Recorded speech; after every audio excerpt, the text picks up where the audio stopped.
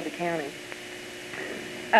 When I was trying to think about what I wanted to share with you tonight as far as my highlights for the year, one thing came to mind, and that is what I want to talk to you for just a minute about, and that is the heart and soul of Shelby County. We had a tragedy this year with the tornadoes that hit. Many people lost their homes and their businesses, their livelihoods that they have had their entire lives. A lady came down from the Red Cross. She came down from New York to volunteer. And her husband's a psychiatrist, and this lady has been all over the world to help with disasters and tragedies in every country all over the world. And she said, you know, I have never met a group of people like the ones here in Shelby County, ever, in all of my assistants all over the world. She said, these people here, you, have strength, and she said everybody just kind of, okay, we're going to just pick ourselves up by our bootstraps, so to speak, and get on with our lives. What happened in yesterday's trauma was yesterday. The caring and concern she has never experienced. And I think for me, that is my highlight of living in Shelby County, is that heart and soul that makes us special. When you talk about chambers and you talk about marketing what you have, and you talk about our industry, and you talk about our great courthouse, and all the things that we have to offer, this thing that I'm talking about is not a tangible thing. It's not something you can put your hand on and say, this is why you would enjoy coming to Shelby County. This is what we have to offer. That it is intrinsic, and it is here, and it is what makes you all so special. So, being president of the chamber this year has just given me an opportunity to be a part of that heartbeat, and I have really enjoyed it. Right now, one of the things I get to do as outgoing president is also present the President's Award. One of the things that we accomplished this year, which was my goal for last year, was we got designated as a Main Street city. It's been a dream of mine for the past several years, and a lot of people worked really hard to see that we got that. Charlene Burke, as many of you know, is our Main Street manager, and is already doing a super job with this project. However, no matter how hard and how much a chamber wants a Main Street project, it is impossible to get without the support of the city and the city council. So this year's President's Award goes to the City of Center City Council.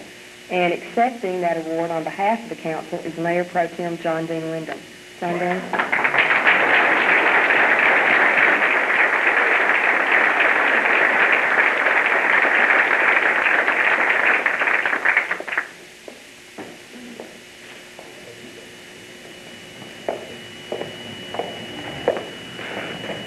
Okay, it sure feels better to be the outgoing president rather than the incoming when I say that. And we do have a fine incoming president.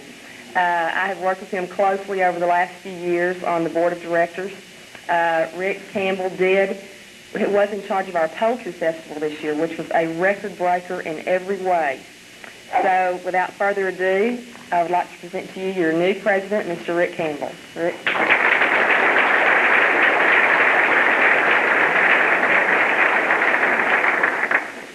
Kathy, don't sit down yet.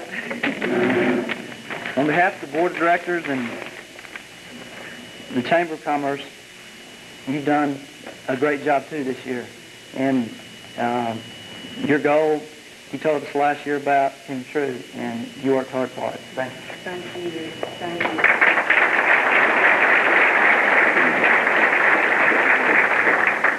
Now, what do I do with my speech? Tammy, thank you for helping me write this speech. Last night I'd written it about 14 times, and I got down to it last night, and we'd finished here last night working on, she worked with me also helping decorate along with Mary, who wasn't mentioned. Mary and Bill helped with us set up the banquet. But I got home and I thought, well, I've written it out, and I read it about 3 or 4 times, said, what I want to say, but it doesn't sound right. Tammy looked at me and she said, you're having problems over there, aren't you? And I said, I sure am. and I started reading it. We got it together, and I just wanted to thank you. The Shelby County Chamber of Commerce, past several years, has taken on many new and exciting adventures. Through the support of the community and all our endeavors, we have had tremendous leadership with all our committees. These Chamber committees have been working on to make things happen. And every few months, we take on a little more. Some of the projects we have are small projects, but others are on larger scale. For instance, on a smaller scale, we took on a project which dealt with, it was our seniors' graduation list. And on that list, when the seniors graduated, that list was a booklet which is made up of all the kids' sizes and was distributed to the merchants all in Shelby County. And another larger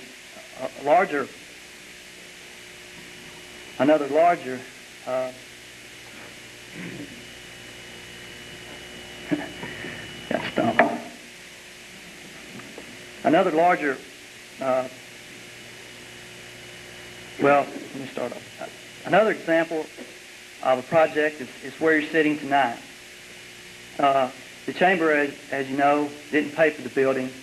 The fine folks of Shelby County and all the organizations in Shelby County paid for this building. But it was the Chamber that got together with the leadership and support and the ideas that built this building. And another major accomplishment was last year our past president introduced us to Main Street. And now Main Street is something our county can be proud of. An area that I believe we need to take a look at is our public relations. You know, public relations is sometimes like the practice of medicine. Sometimes you can improve a condition, but often your major success is to keep a bad condition from getting worse. And with that thought, I believe that through improved public relations with our surrounding communities in a combined effort, we can make anything happen in Shelby County. What Kathy was talking about, the fine folks we have here. And when this Chamber event happens, you can be assured that the people in Shelby County and its residents will be reaping the benefits. The Chamber should be important to all of us, all business people, and all of us Shelby County folks. And this year, I plan to keep the adventure happening. I know I'll be working hard to see that it's done. I will appreciate your support, and I thank you.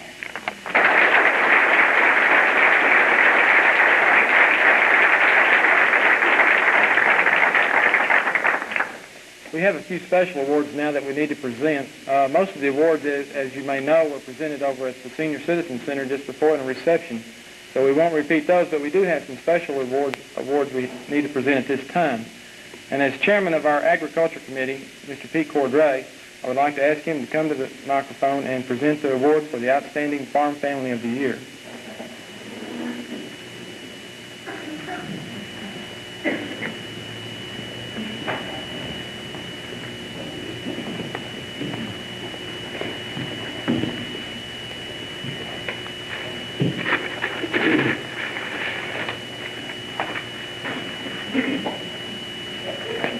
Thank you. I was doing real good until he called my name.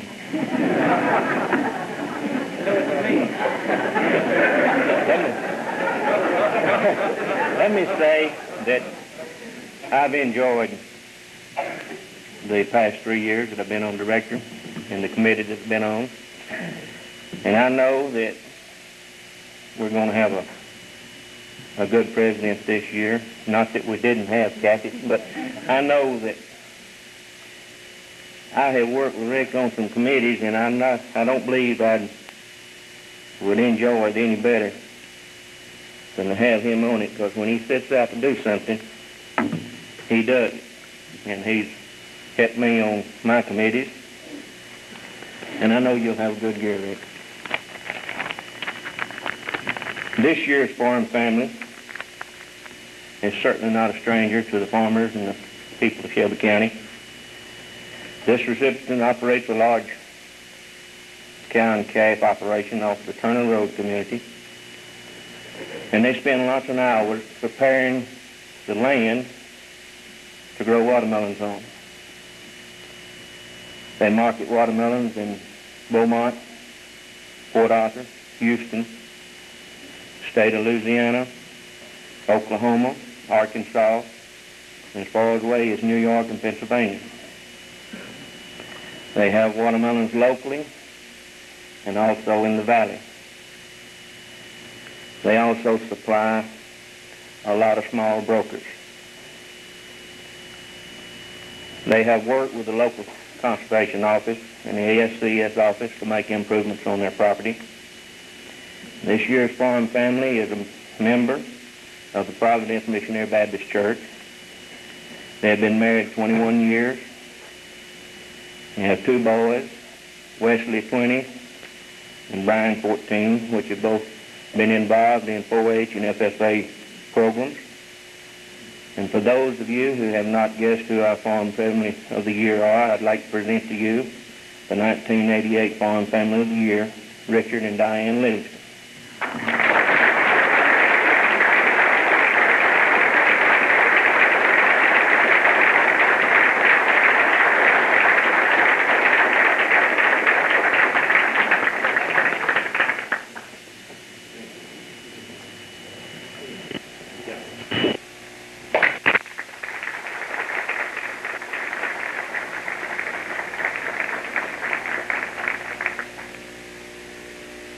Privilege as last year's recipient of the Young Citizen of the Year Award to present the award this year. And I would like to read a few this time about this year's recipient from some of his friends and relatives. Some of them are a little humorous, and even one of them as late as 30 minutes ago came up to me and said, "Don't say that." But I'm going to say it anyway. This man is a strong-willed, straightforward, and he's going to get the job done one way or another. That's what one person said. Another said, just as good an Indian as he is a chief.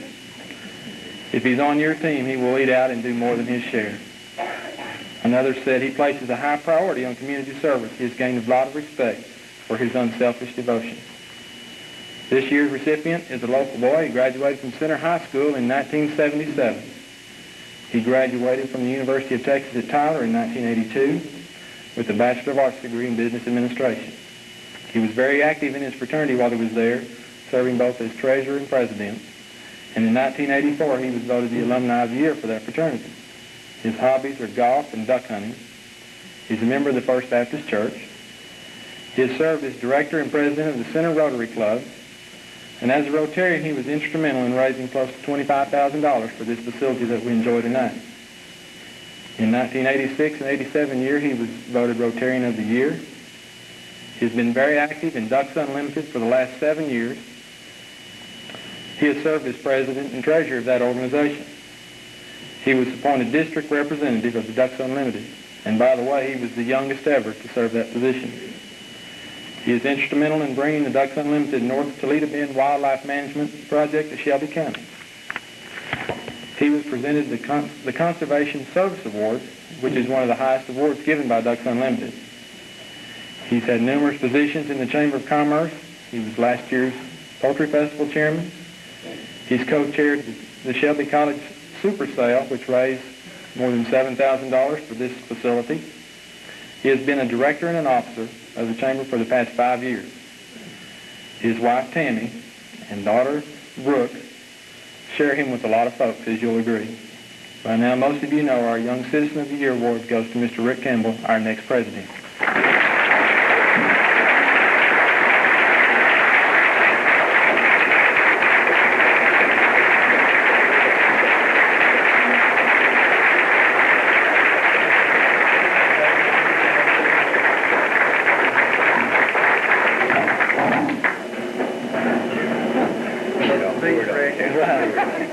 Well,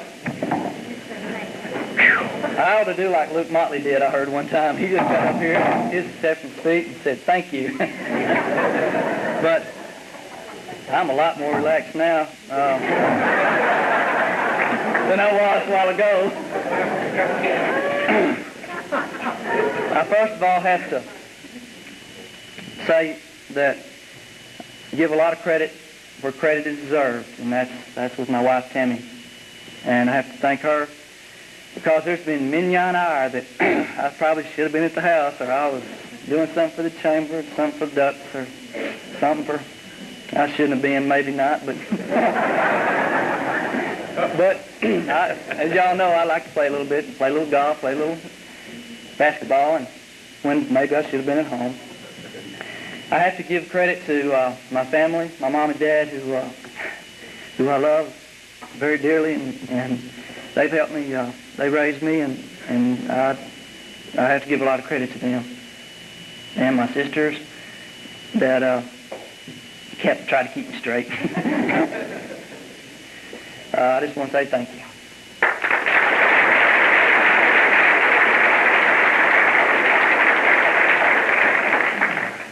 One more special award. Last year's recipient of the Distinguished Service Award was Mr. James Campbell, Rick's father, so it kind of runs in the family. I would now like to recognize James and ask him to present that award. Well, I guess it's my time to choke up.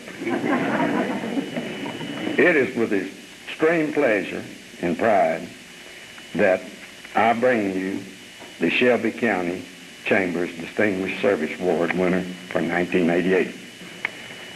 I've known this man for a bunch of years and have considered him my friend, and as I think most of you in this room consider him yours. This honoree is a newcomer to Center, having lived here only 30 years. Of course, his kids are natives. Our honoree came to Shelby County about 30 years ago and quietly became involved in church, civic, and club affairs of our city and county. He is one of those people who gets a lot done without a lot of fanfare. Look over the past 30 years and you will find this man has been involved in almost all the good things that have happened in Shelby County. Now, at this time, they decided that there might be a fellow that is also a friend of our nominees that might have just a little more prestige than I have. And I would like to bring you by the media of, what are these? Boombox, they say. If I don't tear up something. Our U.S. Senator, Lloyd Benson, who, although he couldn't be here tonight, was going to make this presentation. Make sure I've got this thing aimed right. Did play? This is Lloyd Benson. Really wish I could be joining you in Center for your 66th Annual Center Chamber of Commerce Banquet. But duties in Washington just have to take a priority. Therefore, we still have to depend on our electronic media. It's my pleasure tonight to honor and announce the winner of the Chamber of Commerce Distinguished Service Award. Tonight's honoree is a veteran of World War II who served in the Army Air Corps. He was employed for more years than he cares to admit with the United Gas Corporation, which of course is now Intex, as the area and regional manager before retiring in 1975. He's past president of several organizations, including the Deep East Texas Council of Government, the Texas Association of Regional Councils, the Center Country Club, Chamber of Commerce and Rotary Club. He's on the administrative board of the First Methodist Church. He served on the Center City Council for 13 years and was mayor pro tem during most of that time.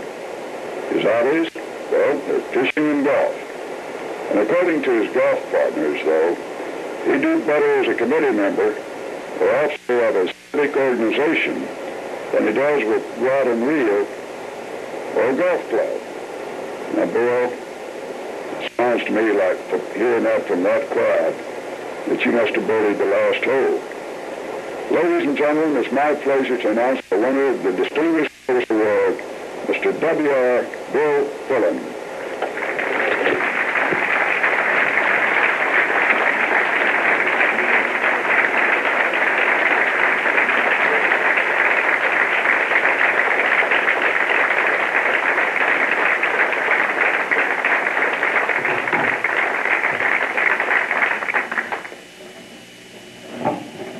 You know, Bill, I don't believe these people out here think he did a better job than I could have done. And besides that, I'm not through. You know, probably the most important contribution Bill has made has been to his church, where he's not only a member but a lay leader, district steward, member of the United Methodist Men, and the administrative board of the First Methodist Church of Center. His hobbies, besides volunteering, include golf and gardening. Bill, no man can give as much to his community as you have without a wife who is both helpful and understanding. You know it's a wife who has to see that the kids and the husband get to where they're supposed to be. Then has to give up the things she would like to do while her husband is off out helping others. That sound familiar, Mama? Bill Bowlin, the smartest thing you ever did was marrying Lula. And this award should go to the both of you.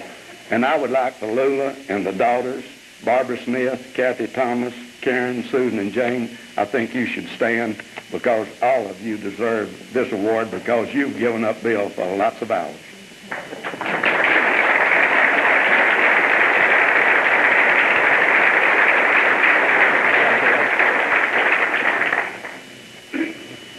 James said something about someone being nervous. He don't know I got a heart condition. I think I can make it through this, but this is something that's totally unexpected and a great surprise to me. And I do appreciate each and every one of you that helped me to receive this award because it's something that I shall cherish dearly. And I thank you very much for it.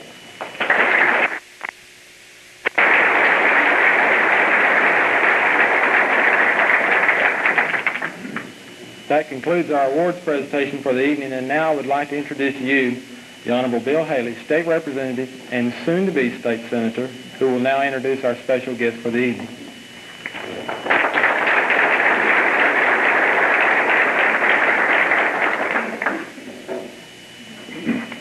Thank you.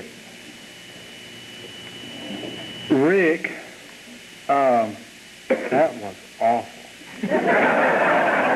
But I told him at the very beginning it was going to be. He knew it was going to be. But let me tell you something about Rick Campbell. We're in for a treat. I mean a treat. This kid is as innovative and energetic as anybody you can imagine to be coming in the chamber at this time. Don't let his speech-making fool you.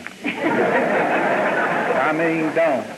And if you have any aspirations to doing anything in the Chamber of Commerce, you better get ready, because this kid's fixing to carry you places. I can say that. I was just visiting with Mr. Bullock here and Mary, and just looking around here that, you know, all my former students are running this chamber. That's really something for someone turning, 33, 30, somewhere around there. The kid's old enough to be that you've taught to be able to be doing that. I'm going to do one thing also before I get into an introduction to a good friend of mine here, and it's something that I would have wanted and cherished myself, having been out there many, many times since 1972. I'm going to introduce three people whom I know to be here. One is a very good friend of mine who is trying to cover 28 counties in a runoff for the State Board of Education and has taken her time out, she's from Lufkin, to come here to our Chamber of Commerce banquet. She's in the runoff Tuesday. She is Miss Mary Perkins. Miss Perkins, we're glad to have you with us. And I know that the two Democrats who are seeking to be the nominees to take my seat in the House of Representatives are here. I saw them earlier. One is Mr. Jerry Johnson from Nacogdoches, is here. And Mr. Mike Ward from Nacogdoches is here. We appreciate you all coming out. I always wanted to be appreciated for coming out, too. And Senator Blake, who is probably envied by all of us because he isn't running for a thing. After serving us so very well for so many years in the House and in the Senate as well, and we are certainly glad to have you over in Senator. You and Tootie both truly are.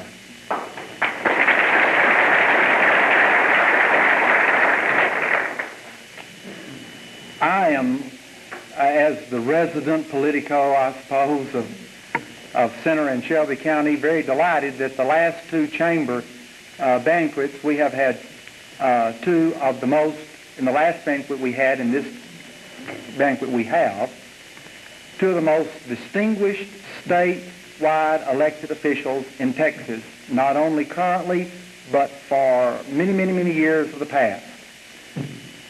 Last year, as you know, we had the delightful Ann Richards, who took the state treasury from people who had generally won that office by virtue of a namesake and turned it into one of the most productive state agencies that anyone could ever have imagined the state treasury could have been, has actually produced money for the state treasury through that agency. And she spoke with us last. Tonight, we have another fellow, or we have a fellow with us tonight, I should say, who has distinguished himself every bit as well in the office of Comptroller. Comptroller. Generally, the Comptroller had simply sat back and collected the taxes for years and years and years, not only in an indistinguished manner, but also in a not too controversial manner, you know. And tonight we have someone with us who has done that without worry of controversy and with more concern for the duties and constitutional responsibilities of the office than with controversy.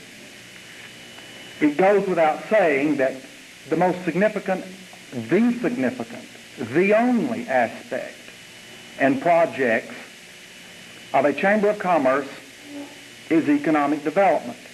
That's the purpose, the function of Chamber of Commerce in any community is economic development.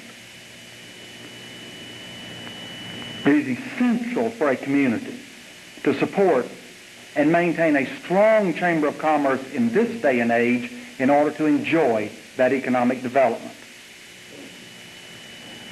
It is essential, therefore, equally so, I think, for a community to have the respect of statewide elected officials so that that community may enjoy the recognition necessary to attract the support of state government for its local projects.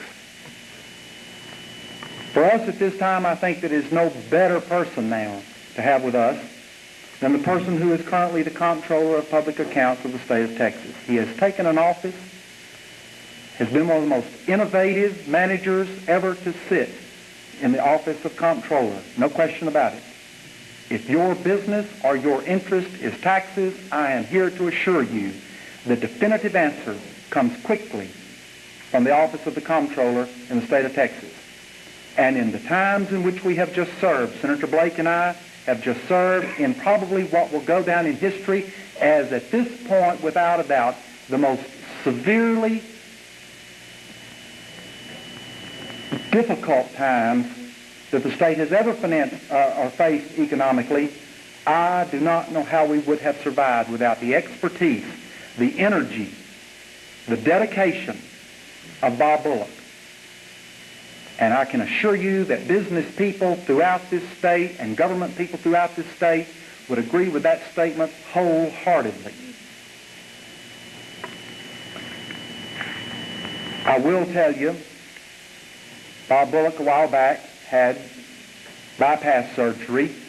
As he was going into the room to have the surgery done in the surgical room there, he kind of came out from under the anesthetics and says, "Now what happens if you get in there?" The doctor says, "We may get in there and find out that you're going to have a new heart." kind of came to a little bit and says, well, if I do, I won't build Clement's heart. And the doctor looked at him and says, what? Bill Clement's? He says, that's right, I want one that's never been used. Seriously. Seriously. It is a source of pride for me to get to introduce to you the speaker tonight, for whom I am so very happy that we are honored to have with us, Comptroller Bob Bullock. Thank you, Rick. Thank you.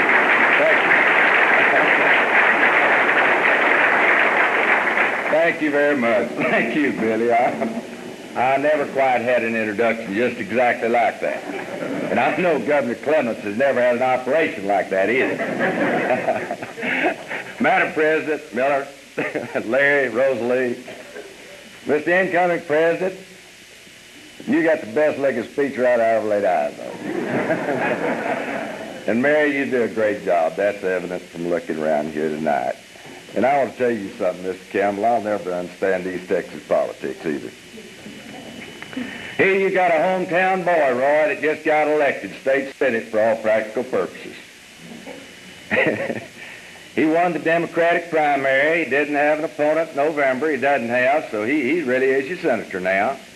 Talked against taxes the whole time, Mary, and what did he do when he got elected? The first thing off, went to Austin, got the tax collector and brought him over here to talk to you. Now, you figure that out. Kind of reminds me of that little story that was going around Austin somewhat, Robert, when I first got elected. The senator here will remember it. They was talking about the 3 biggest lies ever told. They said, biggest lie, first biggest lie ever told was, I'll call you tomorrow. How many times, Rosalie? You hear that a lot, I'm sure. We all do. Checks in the mail, sir. I'm sure you've heard that one. That's the second biggest lie ever told. Roy, the third biggest lie ever told was, I'm from Bob Bullock's tax office, and I'm here to help you. Well, that's kind of like what Billy's done to y'all tonight. If y'all gonna get that kind of help from him, you better look out. You know, when he did first ask me to come over here to talk, I naturally conjured up some ideas of what I'd talk about tonight. And you know, Billy, considering what Texas has been through the last few years, we've had some rough times. It would have been real easy for me to stand up here tonight, Vince, and talk about what's wrong with Texas. All too often, as I go around the state, some of my friends do just that. What is wrong with it? Got some people believing there's nothing right with Texas. Well, I didn't come all the way over here from Austin, Texas to talk to you about what's wrong with Texas, Larry. I came over here tonight to talk to you about what's right with Texas, about what's good about East Texas, and what's right about Shelby County, and what's right about you and I, Texans, because there's a lot of things right about Texas today. There's a lot of things for us to be thankful for. And Roy, there's sure a lot for us to be proud of. I can assure you that. You know, I think one of the best things that we've got going for us right now is it really happened last summer, is the economy of Texas is now beginning to turn around. In our opinion, you got a full-scale recovery going on in this state today. You're going to have a better day tomorrow than you got today, and next year will be a better year than what you have this year. In addition to collecting the state's taxes, one of my jobs is to look at the state's economy, really on a day-to-day basis, Rosalie, and try to get some idea about how state ranks financially. Where are we? We project, we forecast what the economy of Texas will be today and tomorrow, next year, and the year after. And you know, in doing that, I'm kind of reminded of that famous quotation of President Kennedy when a young reporter asked him one time, said, Mr. President, said, talking about him being a hero during World War II, said, Mr. President, said, did you know, did you predict that you were going to be a hero? He said, no, son, I sure didn't. Matter of fact, I didn't. Said it was all completely all involuntary to me. They just shot the boat out from under me. Well, that's the way it is here tonight, Wallace. I just hope you don't shoot the boat out from under me. Because, as I say, we do think Texas is on the road to recovery. We believe that the economy this year, for the balance of this year, for the first time in 4 solid years, will be better than it was last year. That will surpass the gross state product from what it was last year, and it better next year. Perhaps, just maybe, that Texas will grow twice as fast the economy as it does throughout these United States. Now, here in the early stages of the recovery, we've already seen employment drop 2%. I want you to think back a couple of years ago, Mr. Campbell, unemployment at that time was about 10% over. Today it's down to 8%. 2 years ago, each and every month, there were 100,000 new claims for unemployment insurance in Texas. And today, sir, that figure's dropped down to 59,000. You say that's a lot? It is, but it's a 42% decrease over what it was 2 years ago. Of course, I don't think any of us can overlook the fact that today in Texas we've got 700,000 unemployed Texans. Your friends and my friends, many of them, unemployed. But I tell you what you can do, and I can do. You can look back since June of last year, and you'll see that Texas has created 86,000 new jobs in this state. And that's something we can be proud of. And it's an indication that Texas is beginning to turn around. As far as retail sales are concerned, we're having a good year this year, and we didn't have a bad last fall.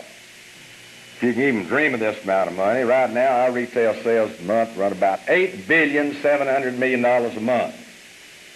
That's higher than it was on the average last year. But Christmas, this past Christmas, December, we had the highest total sales bill in the history of the state of Texas. We're running $9 billion a month. That's the second highest retail sales in the country.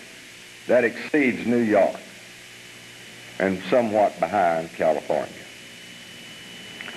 We do all kinds of surveys in the office, Roy. For example, we do it on businessmen's attitude about Texas. And a recent survey shows, I think it's a good indication of where Texas is today.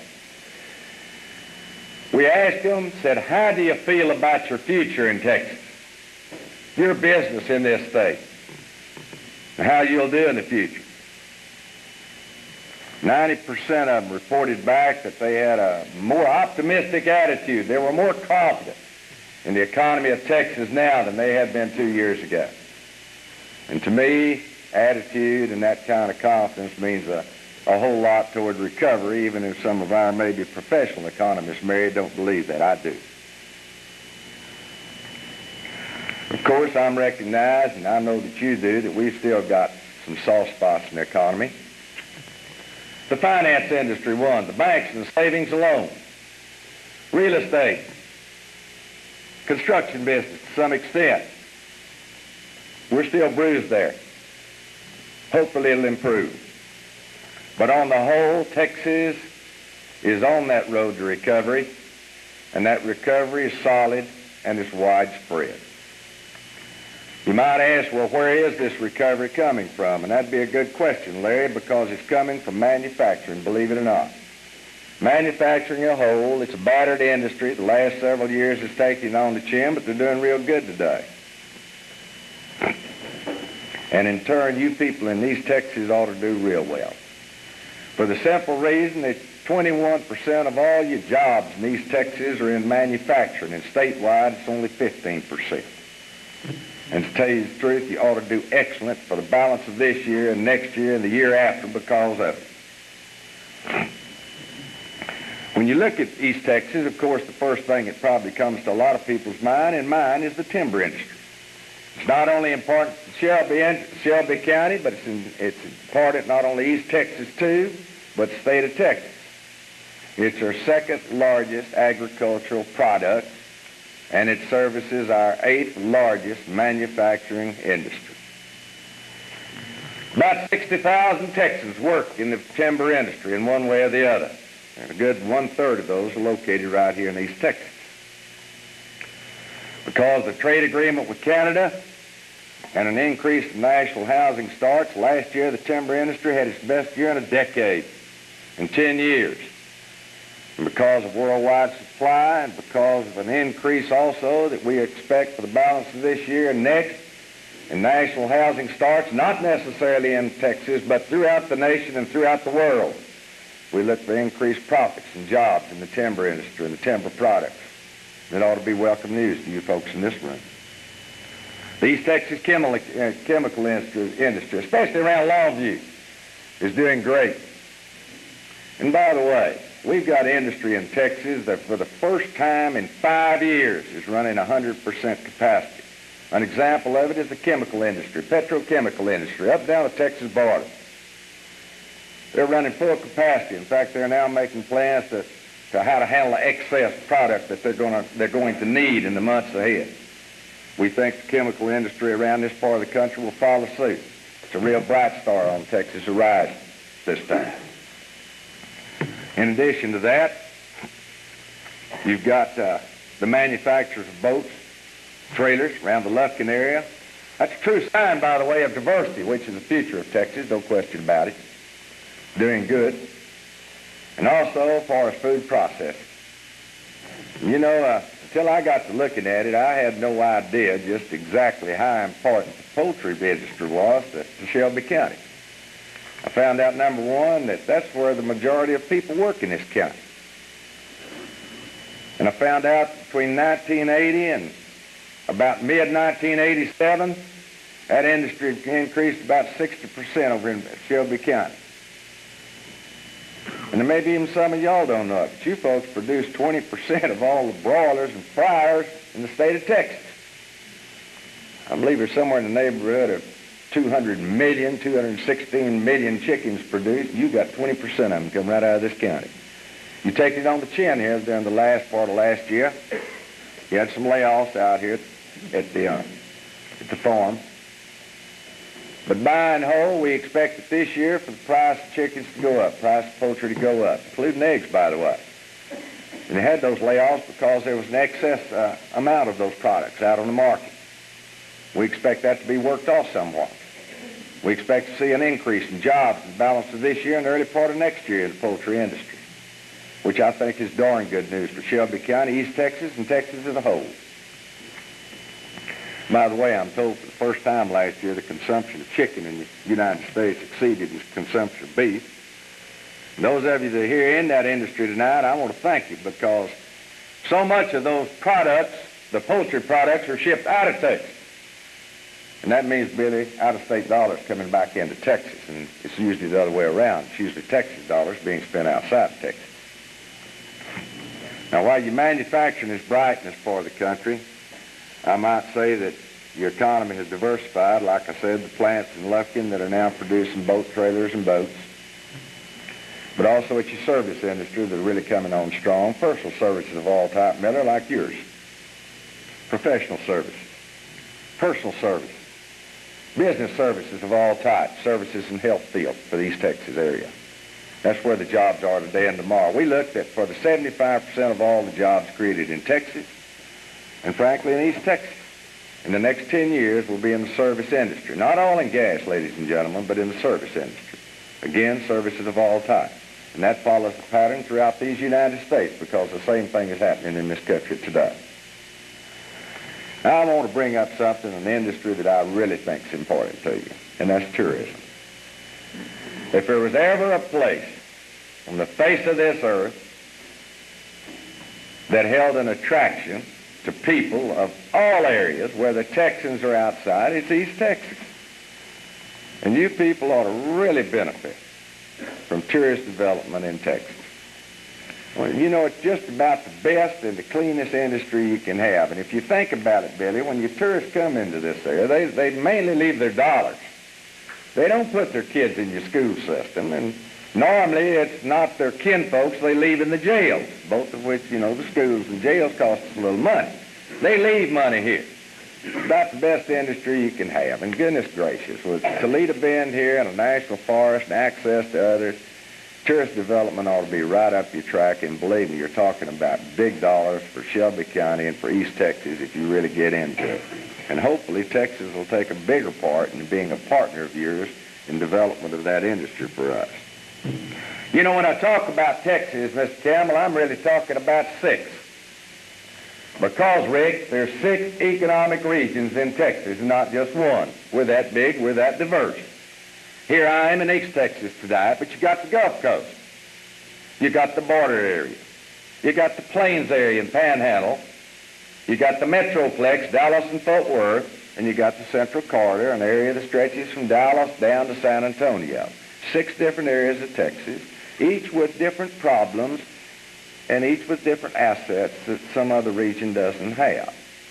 And when you talk about improvements in Texas and the economy and this year and next year, you really have to look at each region on its own. There'll be some regions that improve faster than others. For example, the border region.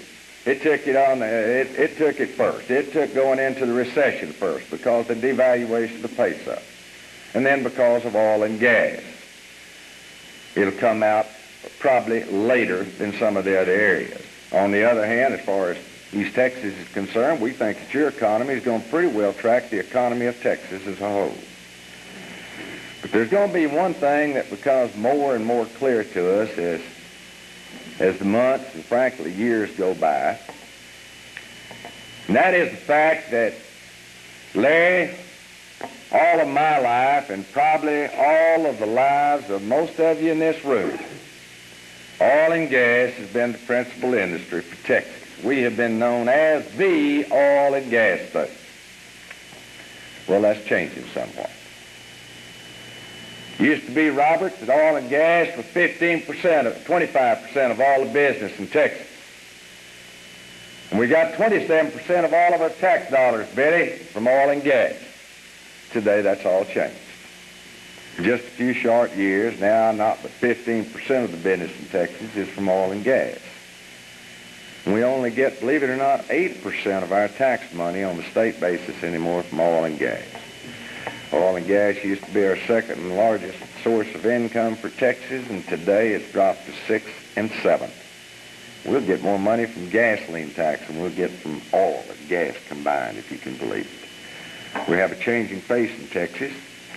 We have a changing economic profile, but there's some things, Roy Blake, that haven't changed. Population.